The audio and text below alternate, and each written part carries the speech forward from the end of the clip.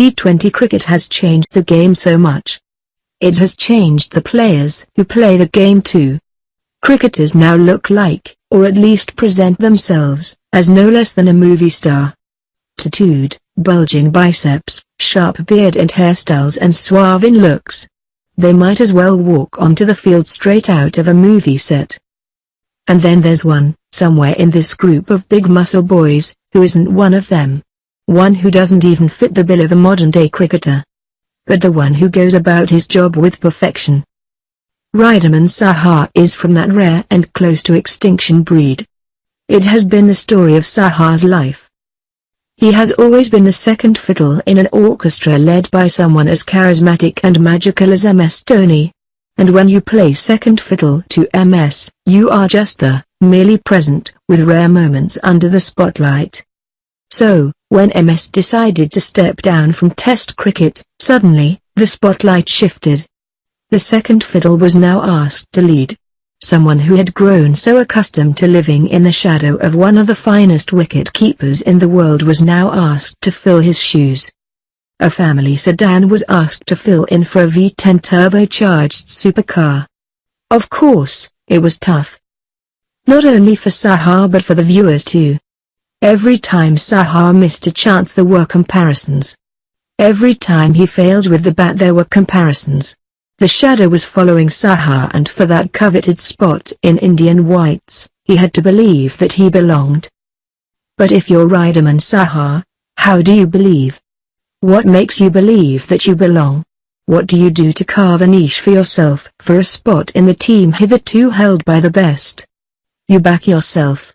Something that Saha took a lot of time to internalize. But once he did, there was no looking back. A little before the West Indies tour in 2016, the Indian team management decided to demote Saha below Ashwin in the batting order. They had cause to do that.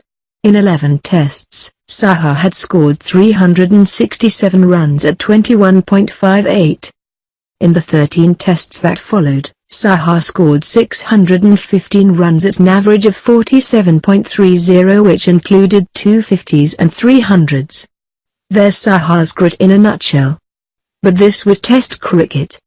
You can take your time in tests, settle, allow your nerves to calm. The modern-day limited overs are nothing like it. They're fast, things change at the blink of an eye, and if you're not up to speed, you can lag behind quicker than you think. How does Saha fit the bill in the limited overs? One answer to that is, he is surely India's best wicket-keeper after miss. He is quick, agile, and for 30 years of age, exceptionally fit. Consider this for an example of his reflexes. Ravindra Jadeja picks up and throws the ball at Milinder Pushpakumara, who successfully dodges it. But Saha, who is blinded by Pushpakumara, only sees the ball centimeters from him and yet manages to stop the ball. That's as close to magic as it gets. Also, as a batsman, Saha is more than handy in the limited overs.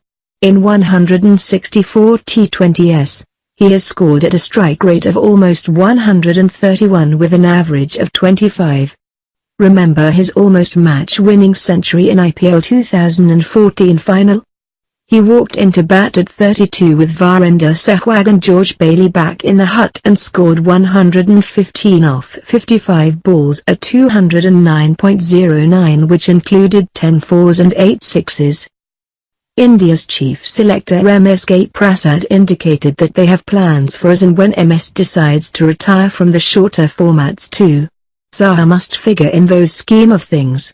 He is surely the safest wicket-keeper amongst the lot the selectors are considering.